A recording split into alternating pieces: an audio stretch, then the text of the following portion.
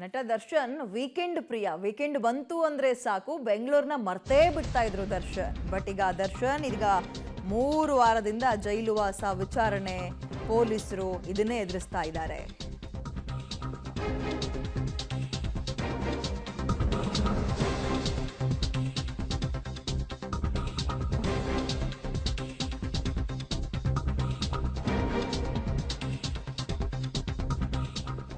Weekend ಬರ್ತಾ ಇದ್ದಂತೆ ಬೆಂಗಳೂರನ್ನೇ ಬಿಟ್ಬಿಡ್ತಾ ಇದ್ರು ದರ್ಶನ್. ಬಟ್ ಈಗ ದರ್ಶನ್ ಅರೆಸ್ಟ್ ಆಗಿ 3 ವೀಕೆಂಡ್ ಖತಮ್ ಆಗಿದೆ. 3 ವಾರದಿಂದ ಪಾರ್ಟಿ, ಫ್ರೆಂಡ್ಸು ಯಾವುದು ಕೂಡ ಇಲ್ಲ ಈಗ. ಜೊತೆಗೆ ಅವರಿಗೆ ಮತ್ತೆ ಕಾರು ಪ್ರಿಯರು ಕೂಡ ಹೌದು. ಅನಿಮಲ್ಸ್ ಅಷ್ಟೇ, ಕಾರ್ಗಳ ಕ್ರೇಜ್ ತುಂಬ ಇತ್ತು. ಆ ಎಲ್ಲ ಕಾರ್ಗಳಿಗೆ ಈಗ ಕೀ ಆಗಿದೆ. ಶೆಡ್ನಲ್ಲಿ ಧೂಳು ಹಿಡಿತಾ ಇದೆ ಜೀಪ್ಗಳೆಲ್ಲವೂ ಕೂಡ. ಅಂದರೆ ದರ್ಶನ್ ಇಲ್ಲ ಅಂತ.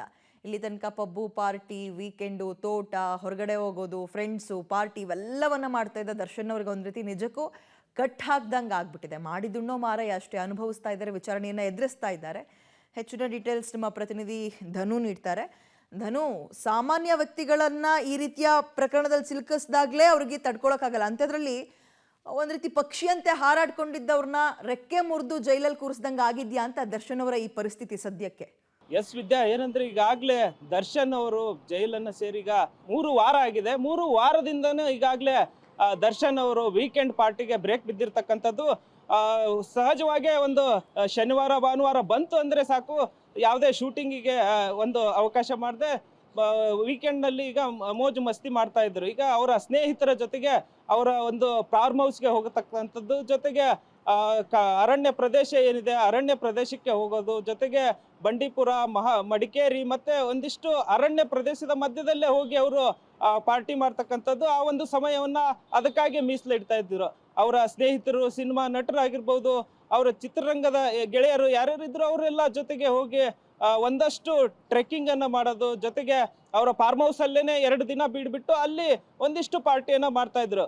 ಇದೀಗ ದುಬಾರಿ ಕಾರುಗಳನ್ನ ಕೂಡ ಅವರು ವಾರಕ್ಕೊಂದು ಸರಿ ಆದ್ರೂ ಅದನ್ನ ದುಬಾರಿ ಕಾರುಗಳನ್ನ ತೆಗೆದುಕೊಂಡು ಆ ಮೂಲಕ ಒಂದಿಷ್ಟು ರೋಡ್ ಟ್ರಿಪ್ ಮಾಡೋದು, ಜೊತೆಗೆ ಒಂದಿಷ್ಟು ಅರಣ್ಯ ಪ್ರದೇಶದಲ್ಲಿ ಅವರು ವಾಸ ಆಗ್ತಾ ಇದ್ರು. ಸೊ ಈ ಒಂದು ಸಂದರ್ಭದಲ್ಲಿ ಈಗಾಗಲೇ ಜೈಲು ವಾಸ ಆಗಿ ಈಗ ಅವರು ಪೊಲೀಸರ ಒಂದು ಅತಿಥಿಯಾಗಿ 3 ವಾರಗಳೇ ಕಳೆದಿದೆ. 3 ವಾರದಿಂದ ಈಗ ದರ್ಶನ್ ದಾಸರ ಒಂದು ಏನು ಈಗ ಇದಾಗಿದೆ, ಅವ್ರಿಗೆ ವೀಕೆಂಡ್ಗೆ ಬ್ರೇಕ್ ಬಿದ್ದಿರ್ತಕ್ಕಂಥದ್ದು.